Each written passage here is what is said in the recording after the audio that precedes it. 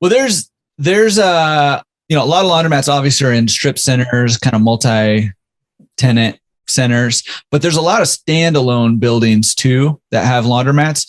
Is there anything unique about a standalone building that laundromat owners should know? Like, should they buy that real estate? Is there benefits to that? Are there disadvantages to that? Can you talk to me about standalone buildings? I don't own a standalone building. I wish I did. There's a lot of things I think that are really attractive about having, where you can have maybe two entrances, where you can have sliding doors, where you can have a larger parking lot, where you control the whole asset. I think that's key. I'd love to at some point go out and just do ground up development on laundromats, because one, I think it's a great business to be in. But from a real estate play, it just makes all the sense in the world, because then you're not worried about what tenants are doing next door. You're not worried. You can basically just build your own brand ground up the way you want. I love that model, and I'd love to do that a lot more than I do, seeing these in strip centers. Compelling reasons why, I don't know. Maybe I don't have any other than just gut feel. I think it's a really good move. Yeah. Yeah. Well, especially when you got Elizabeth running those things for you. It's like you crank them out. She gets them up and running. It's good to go. Right. Absolutely.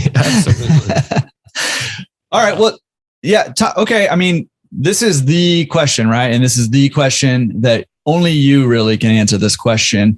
How do you say I'm I am a laundromat owner, and I do own a little bit of commercial real estate. So talk to me or talk to the rest of us who want to do this. How do you scale your commercial real estate portfolio? Man, however you want to do it. You can do it through brokers. You can do it through direct mail. You can do it through cold calling. I've done all of these. You can do it through handshakes and warm leads with people that are, in real estate, investing in clubs and things like that. There's not a way. I've practically done it all. I mean, I've built databases from the ground up of assets I want to buy, and skip traced them, found their phone numbers, and just called them. Hey, you entertain an offer on your property? That's how I bought this laundromat. I just walked in one day because I had to wash something, and I Googled laundromats because I'd never gone to a laundromat, and well, there's a laundromat over there. So I went over to the laundromat. I walked in. I'm like, this place is disgusting. I'm like, hey, I'll take it. Sell this place? Yeah. And the owner's like, or the lady who's working there is like, I don't know, pass your number on to him. Don't tell him I gave it to you. All right. And then 3 weeks later, we were closing. So you never know. I mean, you never know when those things. Yeah, and so I just say, be fearless. It doesn't matter. You'll get told no 1,000 times, but whatever.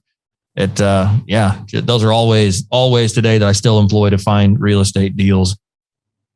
Yeah. And I think that's crucial. I mean, it goes back to knowing what asset class that you're looking for, what you said earlier, right? And then once you know what it is, I love that advice. Like, just be fearless and go ask and network and let people know what you're looking for, and, get the word out and walk into places and send mailers and talk to brokers. And, it's like casting that net wide is how, real estate, business, this is all relational stuff, right? The best deals you find are going to come from, doing all these things and people stumbling on something you're looking for and bringing it over to you, or you finding it.